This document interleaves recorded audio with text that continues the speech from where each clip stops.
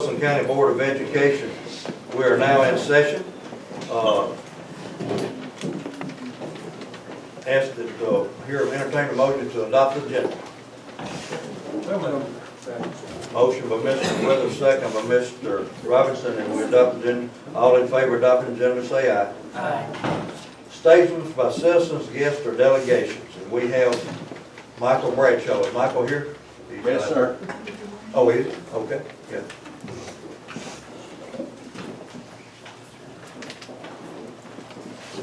While you're getting up there, if you all, and we'll just all listen up, and anybody that's on here to speak, if you listen to what I'm going to read to you, and keep this thing moving along. I'm going to read this while Michael's getting ready there, and this will apply to anybody that wants to speak. Please state your name and address and the subject of your presentation. Your topic must be specific in nature, dealing with only the policies and procedures. We reserve the right to terminate remarks at any time that you fail to adhere to the guidelines, or that your comments become abusive to any individual board member, the board as a whole, the director of schools, or any employee of the school system.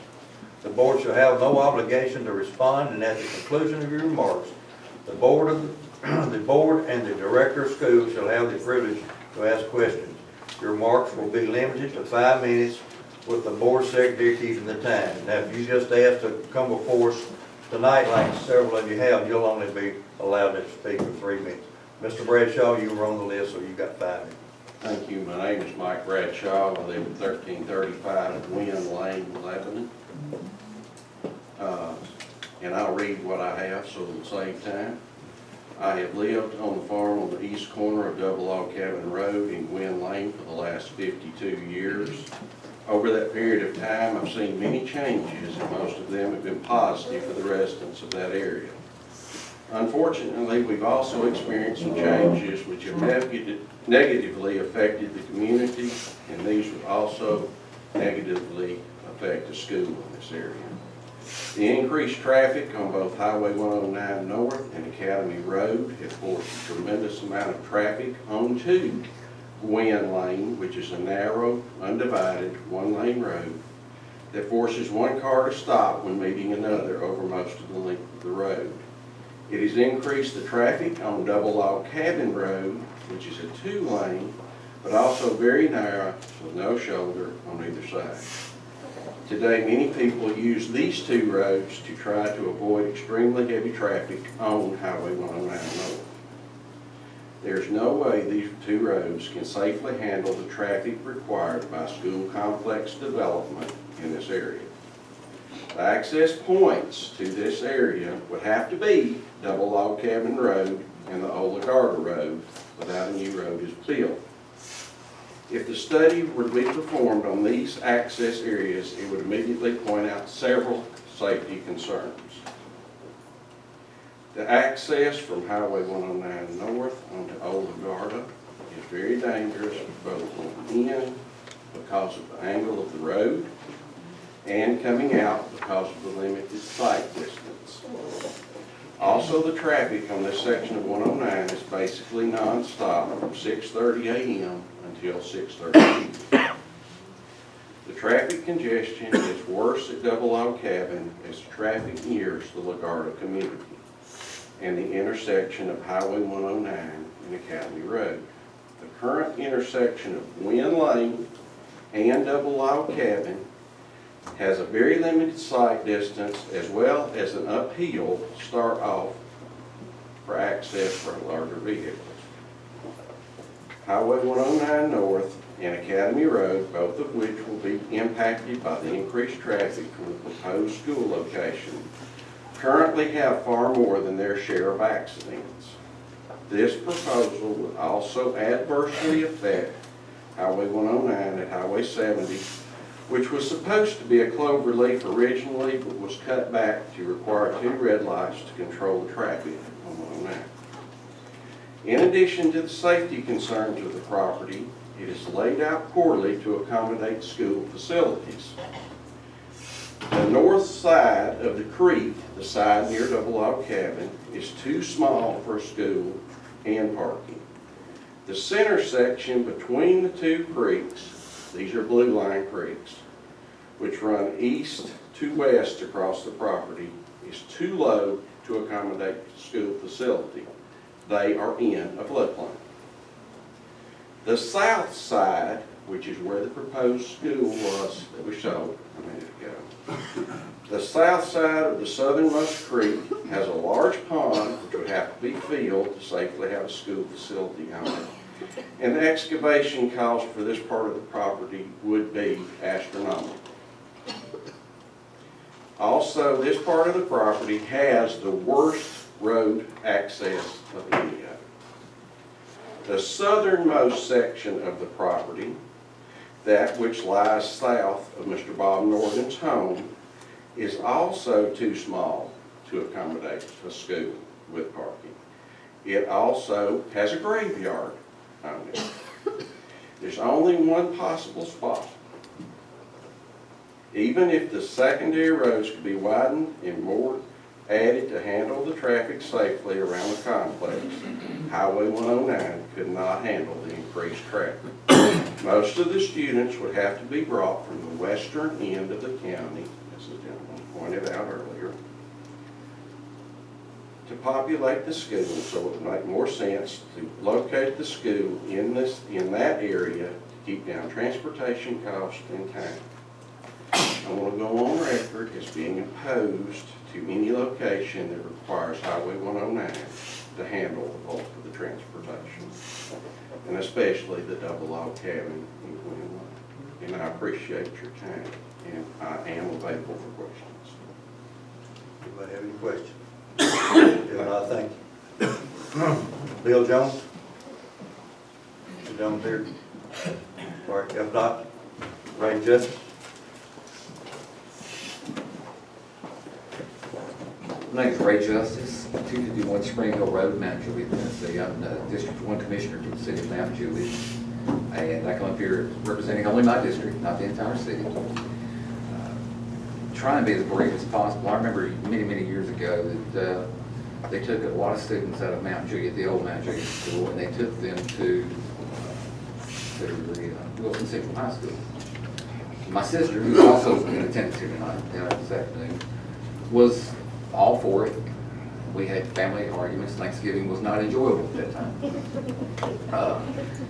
I am a Mount Juliet graduate of 1980, and I'm not going to tell you when she graduated because she'll hit me. So I believe black and gold. So if anybody would be offended by gutting a school, it would be me. If they want to gut, and I feel like seriously hurt Mount Juliet High School, it would be me. Armstead was one of my teachers. A couple of things that I noticed throughout the meeting that I wanted to talk about was that, well, first of all, the Devonshire site. And the feedback that I've gotten through the city of Mount Juliet was an absolute no, please don't do that. Just the logistics of it are horrible. Vice Mayor James Manis, who represents that area over there, has asked, that we not do that if it at all possible. The 109 site, I'm horribly against, and this is coming from the resident that is Mount Juliet, or that is Ray Justice, because I recently retired from the Wilson County Sheriff's Department, and was, during that period of time, right prior to that period of time, I was the traffic coordinator for the Wilson County Sheriff's Department. I was contacted by several from the Tennessee Department of Transportation and by the legislators, two different legislators in that area, both asking for additional enforcement in that area because of the horrible road conditions that were at that time prevalent, and without any anticipation of those getting better anytime in the near future. So those two sites, I'm asking that you just please not consider those two sites. I'll even go further. The Benders Ferry Road site, and I brought this up with Jason just a few minutes ago. The Benders Ferry Road site is right behind the city of Mount Juliet. Our policy in the city is if you are tied on the sewer, it will be after you've been annexed into the city. And there will be some road requirements that were not addressed in his presentation that probably need to be taken into consideration, because we wouldn't be able to get sewer to the land without being annexed, and the road itself would not be excuse me, approved by the city of Mount Juliet without a lot of improvement going up to that site. So there's three sites there that, again, I'm I hope you see kind of where I'm going. The North Green Hill site, which also, both the Veterans Ferry and North Green Hill sites that you're talking about are in my district. Nichols Vale has 430 new homes that is approved. We have 350 apartment units that are approved. I personally have been in meetings in the last 2 weeks where there is one for 410 that's being submitted to the city, another for 94, another 92, and another one on Songville Road with 120. All these are in the Novel Road, Songville Road areas.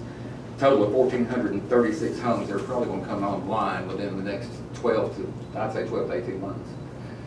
Now, you take that big mass that was up in the upper left-hand corner in the I guess it would be northwest quadrant of the county, and you're fixing to make it a lot darker. Now, the North Green Hill site already has a 5-lane road that goes to it. It's already set up for WA right traffic. What I didn't hear, and I want to point out, is that with the traffic conditions that we've got, if you take those people in the northwest quadrant of the county and you take them to a new school at North Green Hill Road, you just cut their travel time down considerably. The bus traffic down considerably. One of the things I had to take into consideration writing grants for the sheriff's office was vehicle miles traveled. It was a TDOT requirement. And it's a good tool to use. The vehicle miles traveled go down considerably. So, thank you for your time. Thank you, Ray. All right. Anybody got any questions? Mr. Justice? If not, Joe Williams.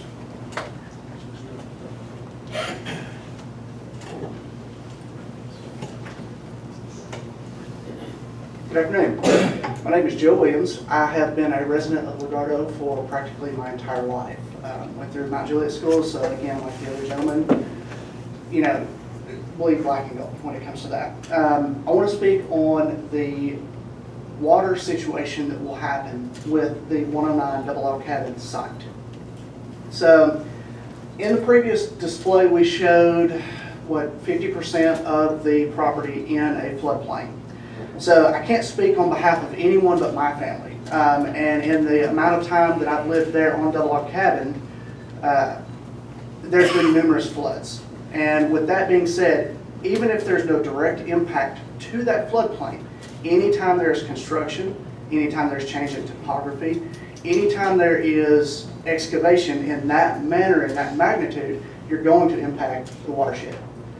Not just the watershed for those homes that are along that blue line or both blue line streams, but also the impact to the Old Hickory watershed. There's multiple facets to this specific property that I don't believe we've addressed. And I don't believe we've heard satisfactory results on what's going to happen, not so much at that site, but what about upstream? Anytime we change something, we all know water finds the course of least resistance. So we will impact more than just the numbers that we've seen there, whether it be insurance claims, whether it be increased cost to build. There's numerous homes in that neighborhood as far as that creek line and those two blue line streams that will be impacted, whether they're noted today or not. So I also want to go publicly on the record that I oppose this site. Thank you for your time. Thank you. Any questions from Mr. Williams? No questions from Mr. Williams. All right. James Bradshaw. My name is James Bradshaw. I live at 1113, that's 1113 Pottscamp Road, Smithville, Tennessee. But I own a farm on Glen Lane and Double Log Cabin Road. I was born in 1953, right on Glen Lane, and I've lived there basically all my life. I've actually stepped on every square foot that broke the property, whether being as a child or as farming.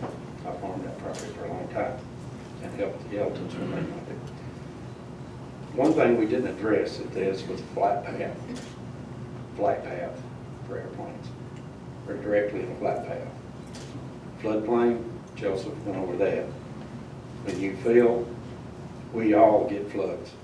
In that property right now, my brother, it floods his basement every time it rains because lack of the Corps of Engineers opening the lock, or where they just can't handle that amount of water. But when you go to disturbing water, even though we live above that, we're going to get flooded again. It will happen. Excess traffic on Smith Road, Glen Lane, Double Log Cabin Road, and Academy Road. They all intersect right there. They're all one lane, basically, roads. So, a couple of them are divided, two of them are not. And on Gwen Lane and Smith Road and Double Log Cabin, they are hidden driveways. We can't do nothing about that. So we're going to be looking at a serious traffic problem there. And the time's limited. I appreciate your time here, but I would like for you to consider the flight path and the impact that it's going to have on the watershed, which he had spoken about earlier. There'll be a terrible impact on that. And I'm opposed to this site. Thank you. Any questions for Mr. James Bradshaw? Just one. What flight path is it in, Mr. Bradshaw? Anytime you look up, the daytime you can see airplanes flying straight over. They're either coming in and out of Nashville Airport. So if you will look at that, this is a direct flight path. That's true in our school. Right? Well, this is direct flight path. Okay. Thank you. Thank you. Any other questions, Mr. Bradshaw? If not, Doug Brown. Mr. Brown? Afternoon. My name is Doug Brown. I live in the 1900 block of Dunedin Drive. I'm at the very south end of the Hickory Hills subdivision. I've only lived in Tennessee for 4 years. My wife retired after 37 years as a music teacher in Ohio.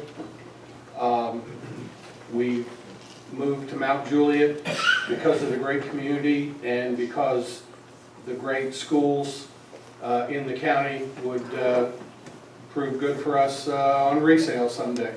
My wife does a lot of work with the vocal music programs at Mount Juliet and Wilson Central. Knows a lot of people in those schools.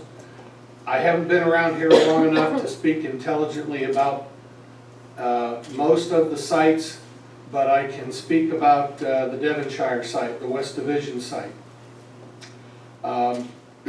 Putting that school there would create nothing less than an absolute traffic disaster in the Hickory Hills subdivision. The amount of traffic that's going to be funneled off of Lebanon Road coming south and backing up at the stop sign about a mile south of there where the street comes over from Willoughby Station is just going to be an absolute intractable choke point. It's like trying to get 300 head of cattle through one gate and a fence. They'll all get through eventually, but it's going to take a long time. Now, as far as the access off of West Division, it's my understanding, and perhaps some of you learned folks can correct me if I'm wrong, but it's my understanding that the district has no guarantee that it will have access right-of-way over the tracks. And I heard mention made of the possibility of building a bridge over the track. I'm not quite sure how that would work as close as the track is to West Division. It's going to have to be a pretty steep bridge if it's going to get over the track. But let's say that it could be done. It's still quite quite an expenditure. West Division is very narrow. Again, I don't have a history here, but I'm informed that it's on an old rail bed, which answered the question I always wondered about: why is this roadway so narrow? If that's the case, I don't think it's a good idea to send hormone-filled high school drivers through a residential area with no sidewalks. I don't think it's a good idea to send those same drivers through a roadway like West Division, where one little moment of attention is going to send them down into a ditch. I think the West Division site is ill-advised and borderline dangerous, and I hope you do not consider it. Thanks. Any questions for Mr. Brown? Thank you, Mr. Brown. All right, next item of business. We got one more. Steve Kocher. Okay, cool. Steve Kocher. Oh, okay, Steve, I didn't have you down. My name is Steve Kocher, and I live on 3500 block Norfolk in Can you Wilson spell your Station. last name for me, Steve? COTCHER. Thank you. Sorry.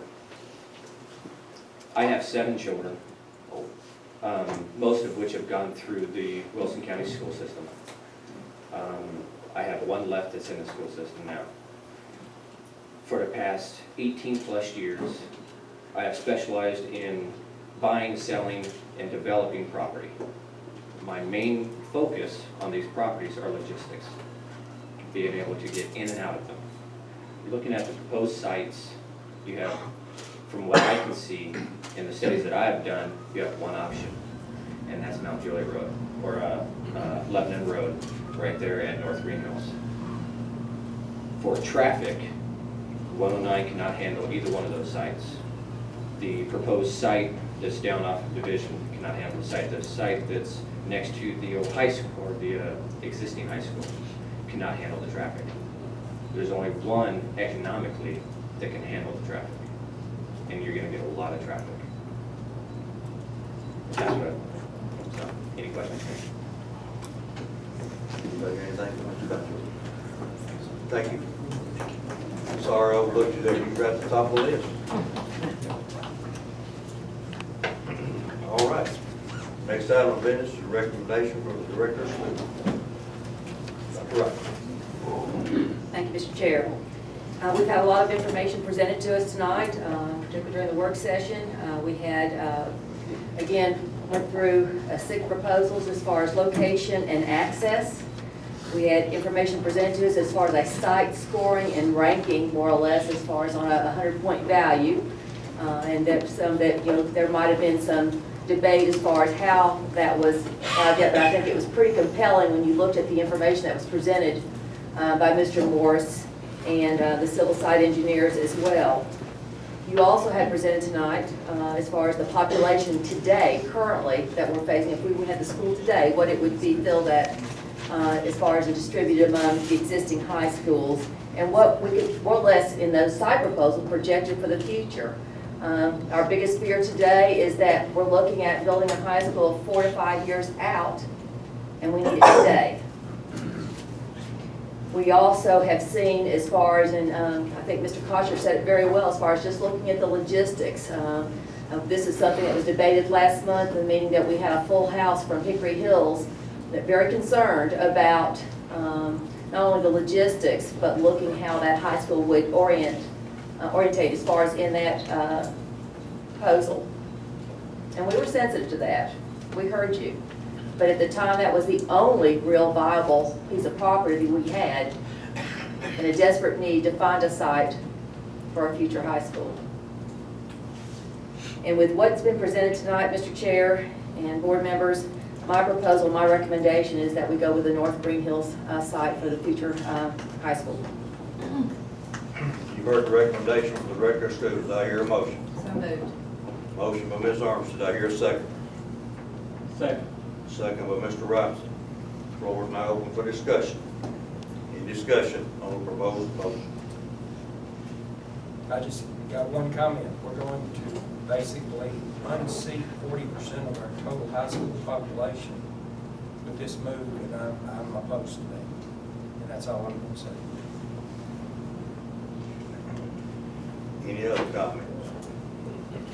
If not, I'm going to ask that we have a roll call vote on this very important issue. And we will start with Mr. Will. No. Mr. Will votes no. Ms. Armstrong. Yes.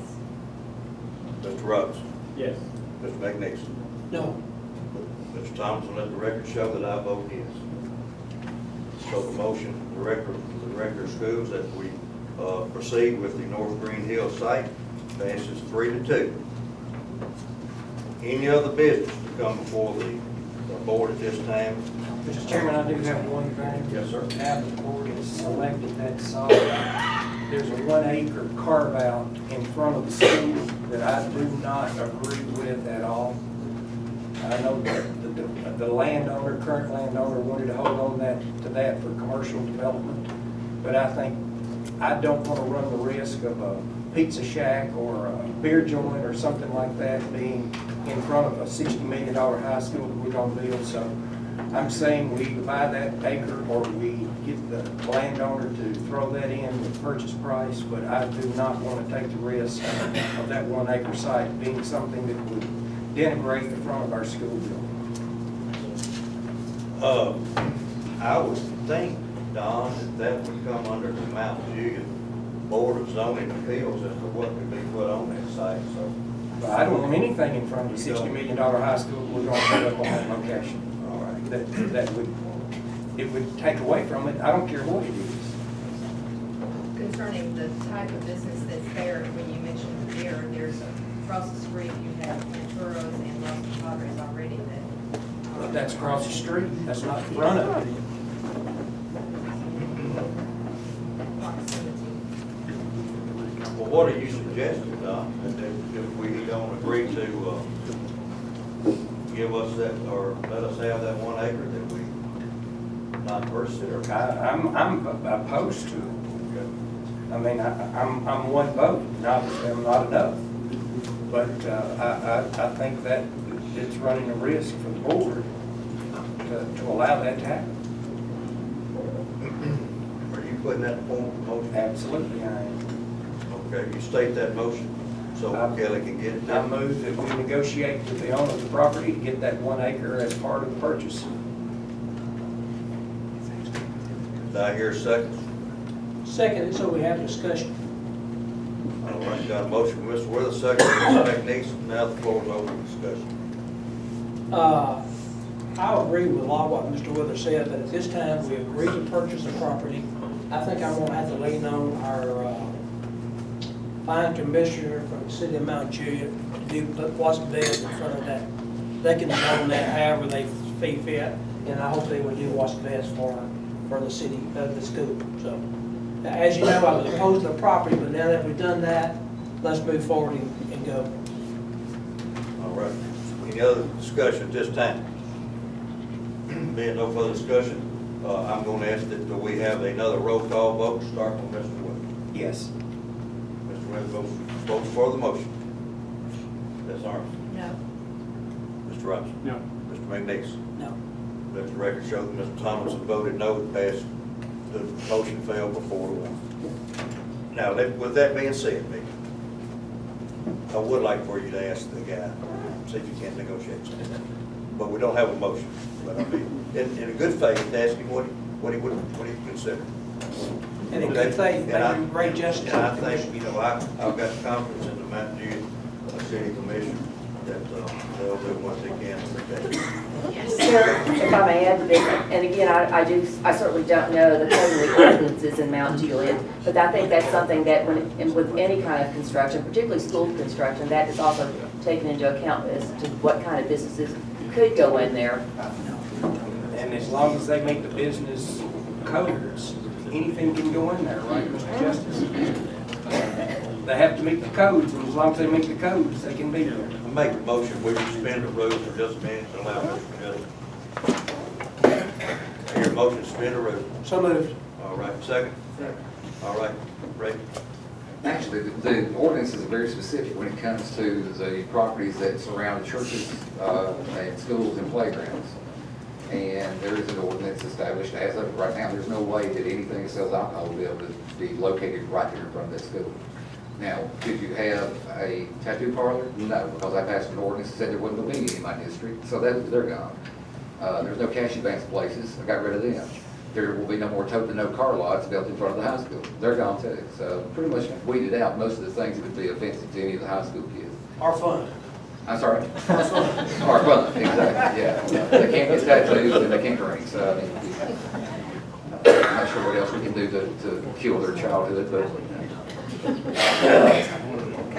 if you've got any more questions, I'll be more than happy to answer them. But those codes are very, very specific. And as a matter of fact, there's even state laws that go along with those. I just have one other question. Yes, sir. Justice. Back years ago, who threw you out of a ball game down Mount Juliet Little League Park? That was you, but I asked you to, so. I have a question. Yes, sir. Was there ever a time that you would like to see Mr. McNeese ejected from the board? I didn't have the support, but I tried. Yes, sir. Ladies and gentlemen, we'll be coming back for a regular session at 6 o'clock. You're all welcome stick around if you want to. Any other time, I entertain a motion to adjourn this special meeting. Motion, Mr. McNeese, here, second. Second, Mr. Brown, meeting